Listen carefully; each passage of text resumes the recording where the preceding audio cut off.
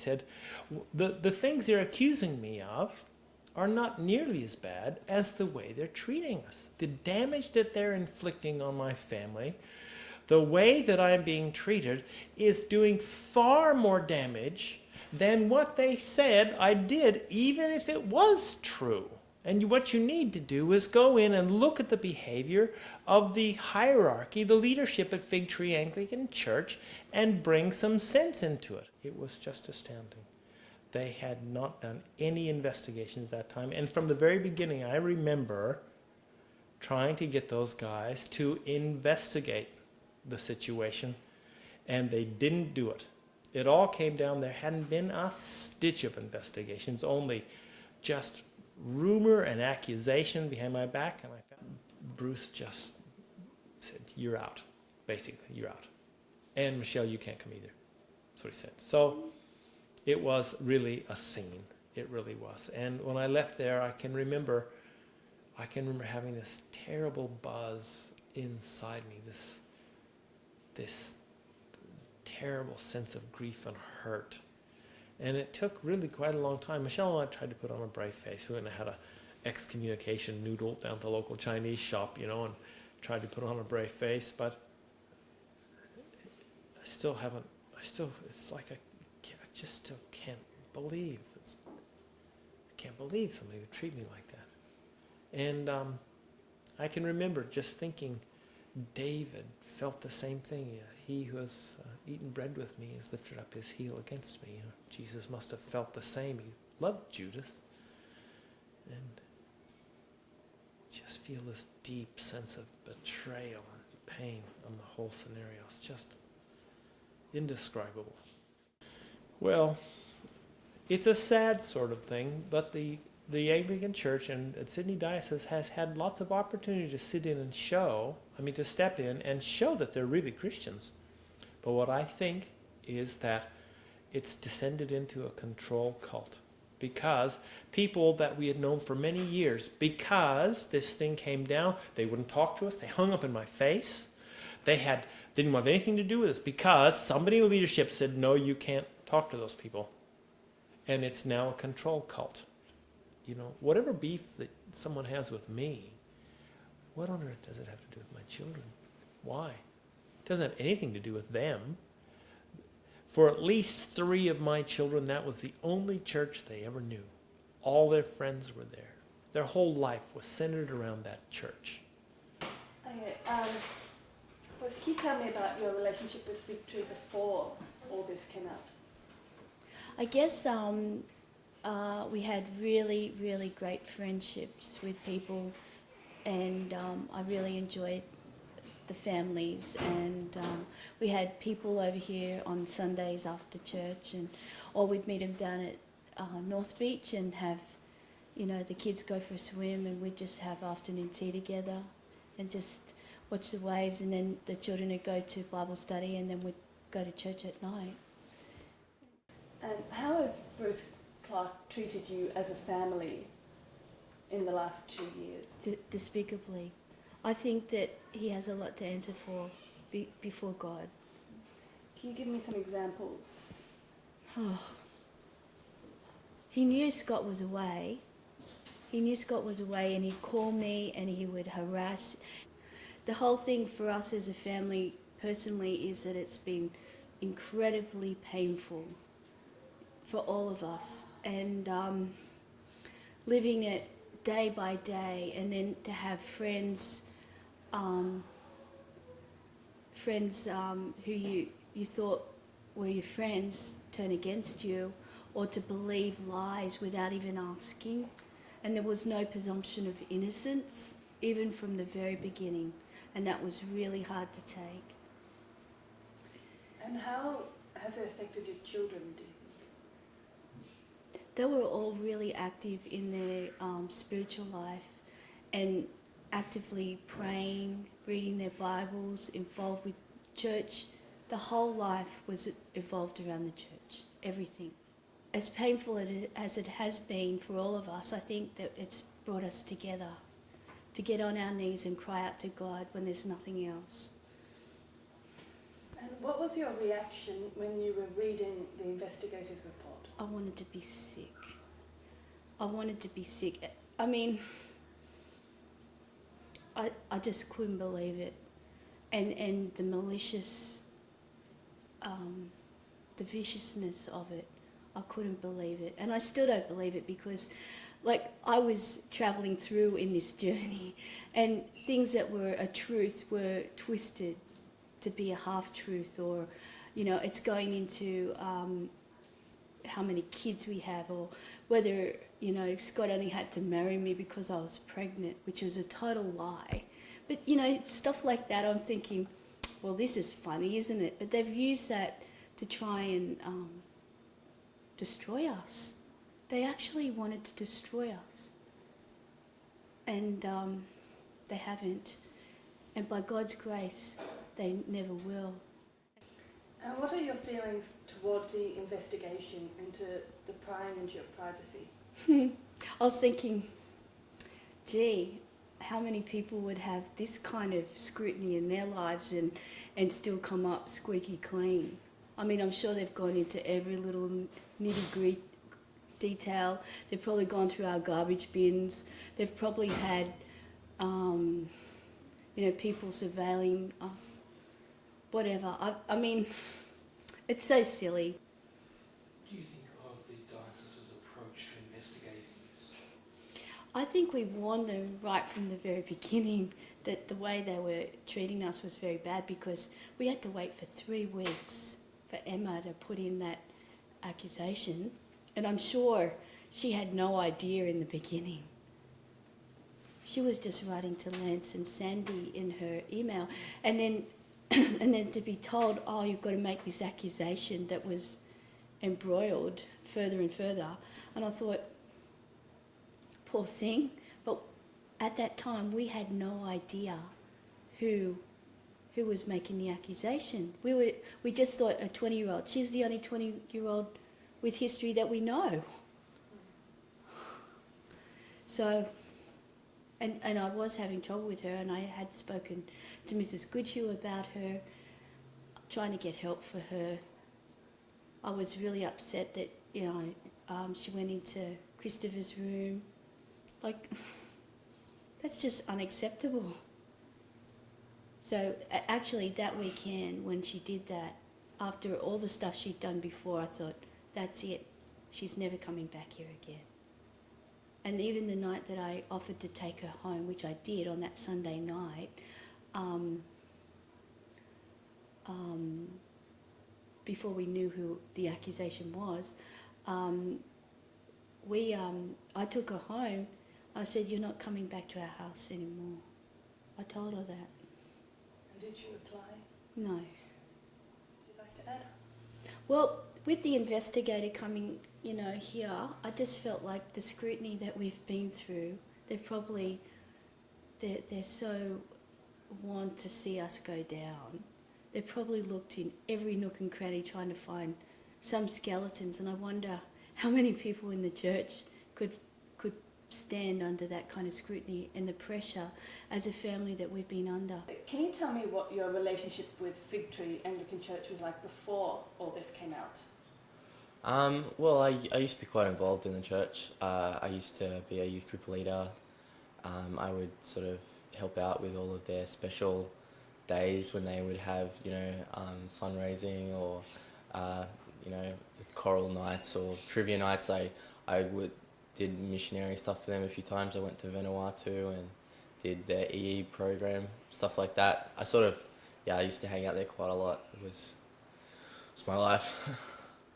Well, when everything blew over at the church, we stayed away for a few weeks while Mum and Dad had sort of their own private sort of battles with the church, and the children stayed out of it. But after a while, we just sort of started coming again, and I think the first time I had issues was when they had sent out the formal letter, and I decided that as an act of protest I'd go anyway. And when I went the first time, straight away at the door, Kath Clark and Yvonne Gunning pulled me aside and started sort of harassing me, saying, "Why are you here? You're not supposed to be here. You're not helping your parents' case at all. You don't have any right to be here." And saying stuff like that, like it's very difficult for me to be in church. It's a struggle each time to go to church. I just have to sort of force myself to be there because I don't agree with anything that goes on. I just see, I guess maybe I've just got a predisposition to distrust everything that's said, and any sort of attempt to exert leadership over my life. I don't think that anyone really has the right to do that, and I guess I need to, that's something I need to get over with, but I just cannot. I've been to quite a few churches and I cannot really really ever partake in the church the same way that I did before. I just don't trust anyone. Your circle of friends was in Figtree Church? Everybody, yeah. All my friends were at Figtree. How do you feel that Yvonne and Bruce have treated you? How do you feel about that? I guess I was at first very disappointed since I had been there for 15 years, and I felt like personally I was a member of the Dobbs family. I wasn't Christopher. I was a member of the Dobbs family. All the work I'd done for the church meant nothing. It's been 2 years of having to deal with this every week. A lot of people can kind of sort of hear it and then hear the horror story and then so go, okay, that sucks, and then leave. And I just have to live with it every day. My mum's been crying on the bed for 2 years, on and off, and so I just don't want to put up with it anymore. I feel like it's okay to fight something, but it's not okay if it starts to control your life. Okay. Can you describe for me what a typical Sunday was like before all this came out? Well, a typical Sunday would be, get up 8 o'clock, be at church by 10. I've been at that church for about 12 years up until this happened. So I all the way from 5 years old or so, 6 years old. So all that time it was Sunday school, prayer groups, and I remember there was a stage where they were like, "You're too old for Sunday school, so now you're coming to real church," and I was very proud of that. And but yeah, we would get to church at 10 o'clock, or as best as we could, and it was good because after the service we got to meet all our friends. Funny question. If you think you went, tried to walk in the foyer of Figtree of the church, would they let you in? No, not right now. Not anymore. And I'd probably be turned away. But if I persisted, they'd probably turn me away with some force. Not that I've ever tried. Would you want to go back to Figtree? I wouldn't want to. I mean, it was my church for 12 years, and I still struggle with the whole idea that it's sort of not my church anymore. It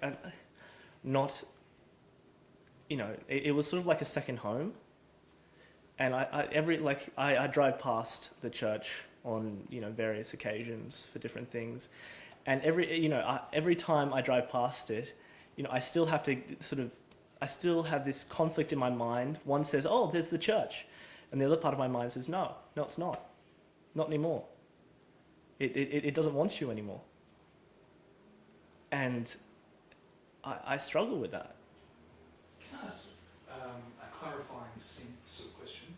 So that you went to your friend's house and there was a youth group activity there, Mm-hmm. and the youth group leaders then called up the youth pastor. One youth group leader. Yep, and he then asked you to leave. Well, he asked me what I was doing there, and he told me that. Well, he said that I knew I wasn't supposed to be there. He never actually asked me to leave as such, because I think he knew that he didn't legally have that right.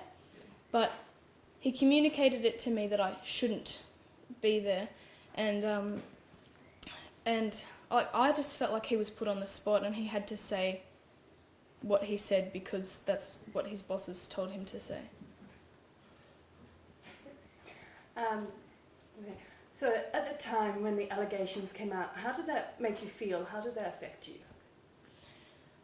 I think I was kind of shocked, not because I felt that Dad would do it, like not, oh, how could Dad do such a thing, because they were so ridiculous that I thought, there is no way Dad could have done this. And even if he did, I mean, what's in them? There's nothing to them. But I felt kind of like, because like pretty soon after they came out to me, we were asked to leave. When none of my friends, or very few of my friends from church, contacted me, I felt kind of cut off, and I started to just, like, I felt really confused. I felt like uninterested in a lot of stuff. Like I just started to lose interest in a lot of the things I was doing. So, yeah. So that was about 18 months ago now. Mm-hmm. Is it still affecting you in any way? A little bit. Sometimes, like obviously I'm getting through it, but I find it difficult to concentrate on my study sometimes, because when I try to concentrate on it, I think about the issue and I think about how it's affected my family, how badly it's affected my family. And also sometimes when I see people from church who were formerly my friends and they kind of spurn me or don't talk to me, I feel kind of hurt. And that's kind of a little bit painful. And were you ever asked not to come to Figtree? Oh yeah, loads of times. By like one time I went to church and I was meant to be, like, one of my friends who's older and over 18 was meant to come and sit next to me and be with me just in case, but she hadn't come yet. So I was sitting there with my friend at the time, Ryan, and Ron Irving came over and sat down and said, hey, you're not actually meant to be here. Could we find some alternative way for you to be here other than you just showing up? And Ryan said, hey, dude, don't do this. And he's like, I don't think you really know anything about this, Ryan. Ryan's like, well, I kind of do. And then, so they got into this discussion. I just kind of sat there. And then Laura, my friend, showed up. And she came and sat down. And Ron kind of just was like, okay, I'm going to walk away now. So that's what he did. And they didn't talk to us the rest of the night. But I kept going for a long time afterwards, even though Mum told me not to. I wouldn't like to go back to the church, but it has made me very wary of all churches, because I've gone to Lighthouse now, and now I'm very sceptical of everything that everyone does. So, it has made a bit of a change. Has it affected your faith in God? No, I think that it has brought us together closer, because what doesn't kill you makes you stronger, which I've definitely found. I never used to believe it, but definitely now.